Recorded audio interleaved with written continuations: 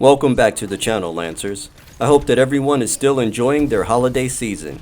Today's video will address a topic brought up in the comment section from this week's previous video, how to unleash the storm. Today, in a new series entitled Anthem, Finally Explained, we will be discussing how the Colossus and Storm javelins are purposed to get a better understanding of how and why each performs as it does regarding its damage output and survivability. I like to place these two javelins in what I call the Blast class.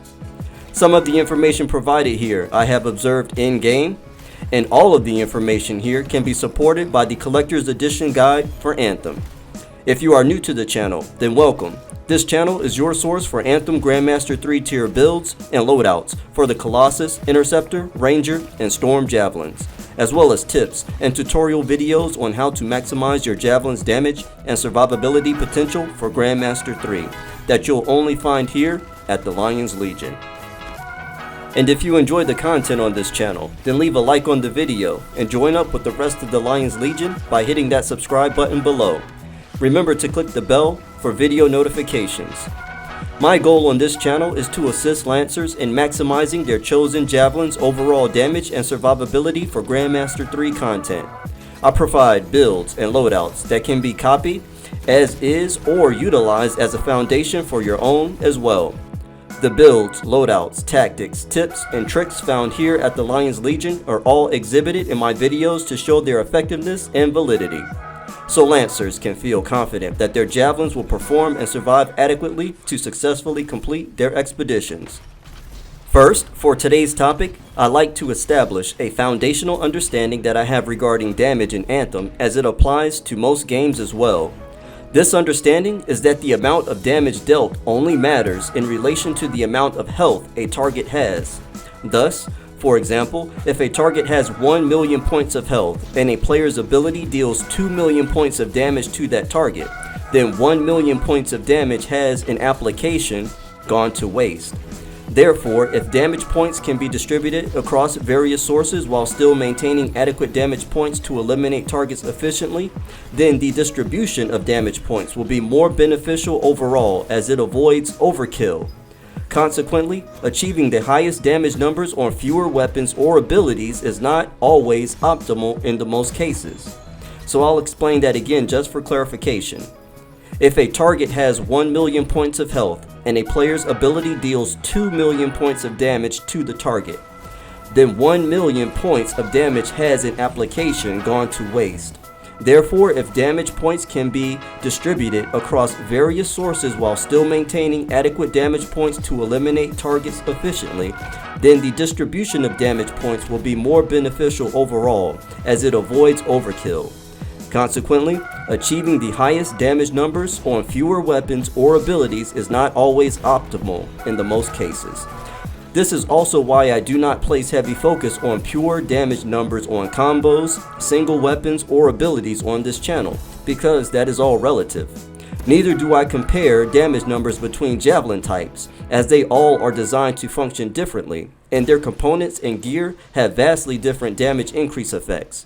A Storm is not equal to a Colossus in the same way that a Colossus is not equal to an Interceptor. With that out of the way, let's discuss javelin concepts and performance, beginning with the Colossus. The Colossus is most obviously the tank javelin type, which is noticed by its bulky frame. Thus, the Colossus boasts high sustain in armor and shields to support its playstyle. To counter its high sustain, it is disadvantaged in regards to mobility, as it is bulky and slow. Now, as the tank, it deals high explosive blast damage. Blast damage in Anthem deals damage to all targets within its area of effect. The Colossus's artillery focuses on maximizing its blast damage through explosions. Explosive blast damage from the Colossus rarely deals area of effect status damage outside of combo detonations. Furthermore, the Colossus does not have large area of effect gear to spread status effects other than the rubidium furnace, which could even still be excluded if the gear does not come with additional gear charges. Moreover, the Colossus's arsenal allows for massive explosive blast damage through its heavy artillery. The Colossus deals massive explosive combo damage as most of its artillery either detonates or lacks either a detonator or primer property. This is also why the Colossus deals so much damage at once. The Colossus is about getting into the thick of the battle with high sustain, dealing massive explosive blast damage within small confined areas, or sitting back and raining heavy artillery to deal massive explosive blast damage from a distance. Now let's take a look at the Storm Javelin, which is the mage type javelin. The Storm therefore boasts light armor and a heavy shield that can be reinforced while hovering as it's sustained. The Storm also has decent maneuverability as it is light and has a short range teleport. The Storm is similar to the Colossus in that it deals high blast damage, not massive, but deals this damage across larger areas. Hence the mage type spellcasting archetype that the Storm falls into. Thus, the base damage is tuned accordingly. Let's stop here and analyze this a bit more. So, if a Colossus has an ability that dealt 100,000 points of damage in a large area to 4 targets, that would equal a total of 400,000 points of damage dealt.